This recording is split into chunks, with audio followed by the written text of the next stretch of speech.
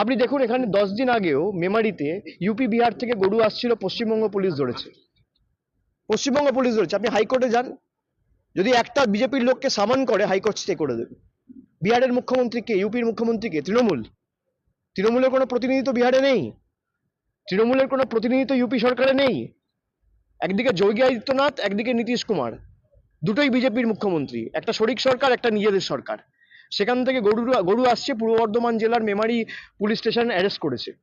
তা 14 মাস, 18 মাস, 20 মাস অনুব্রত মণ্ডল জেলে, তারপরেও গরু পাচার হচ্ছে।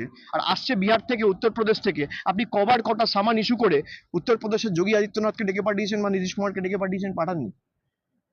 এটাই হচ্ছে বিজেপির ওয়াশিং মেশিন। মানুষ দেখছে এবং ভোটে আগামী দিন মানুষ জবাব দেবে। এই কারণেই মানুষ সব থেকে বেশি শক্তিশালী একটা গণতন্ত্রে। ইডি সিবিআই শেষ কথা বলে না, শেষ কথা সাধারণ জনতা বলে, জনতা জনার্দন বলে, এবং মানুষই আগামী দিন জবাব দেবে।